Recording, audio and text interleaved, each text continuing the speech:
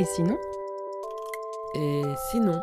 Et sinon? Et sinon? Des personnalités, des questions superficiellement profondes ou profondément superficielles, pour un portrait différent. Alex Baupin, musicien.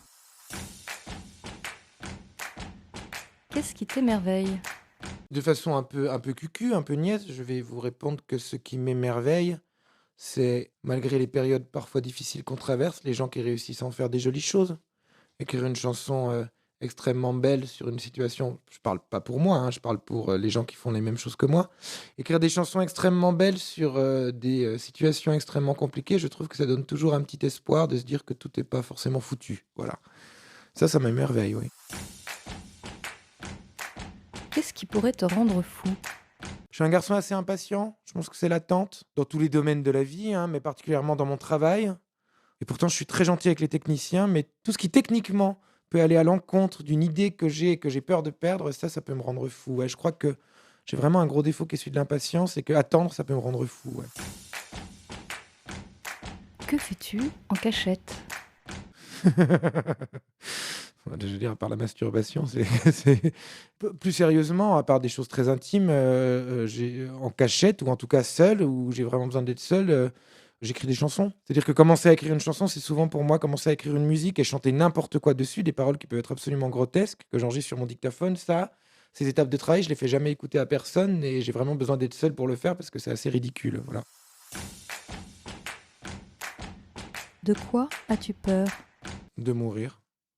Enfin, de vieillir, mourir une fois si on meurt par surprise, par exemple, ça fait pas peur, mais je crois que depuis qu'à 7 ans, je me suis rendu compte qu'on allait mourir, ouais. C'est une angoisse existentielle, forcément, qui m'a jamais vraiment lâché, c'est par période, mais quand j'y pense, c'est vraiment ce qui peut provoquer chez moi des crises de panique, ouais. Comment ce serait si tu étais une femme?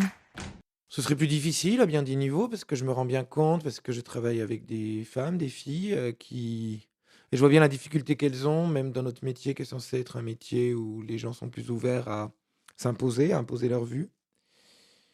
Après, ce serait intéressant à plein de niveaux.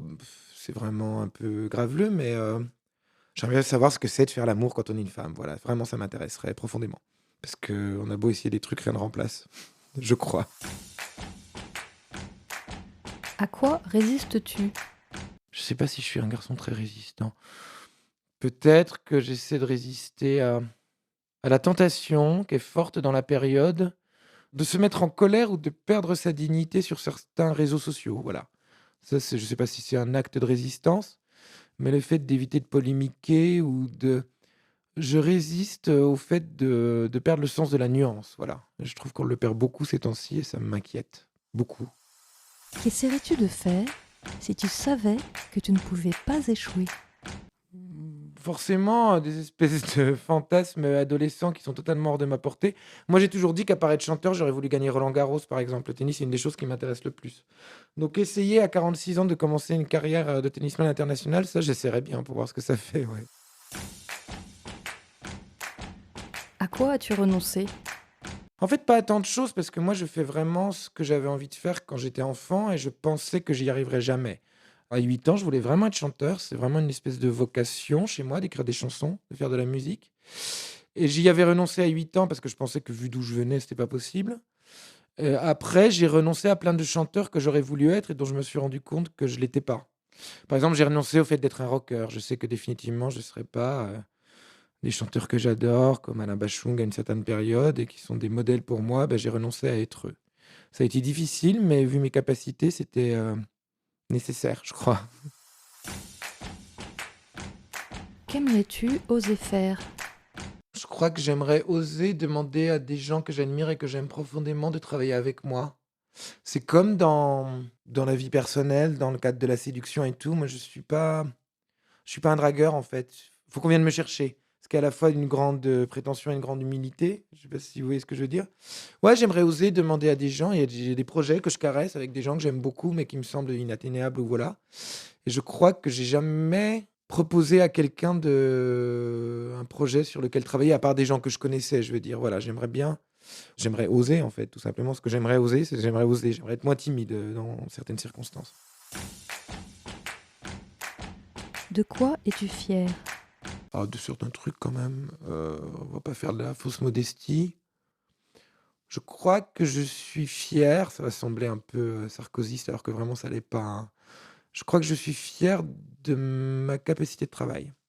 À partir du moment où on exerce quelque chose, un métier qui est pas un métier, mais qui est une passion, c'est facile parce qu'on va pas à la mine, on fait que des choses qui nous amusent. Mais moi, par exemple, j'ai beaucoup de mal à prendre des vacances et même quand je prends des vacances, j'ai tendance à entraîner des collaborateurs qui sont aussi des amis et à, en douce, leur dire: «Ben, on pourrait en profiter pour monter ce projet» et tout ça. Donc ça, je crois que c'est terrible de dire ça parce que ça fait vraiment un type de droite et tout, mais je crois que je suis fier de ma capacité de travail et de mon sérieux dans le travail.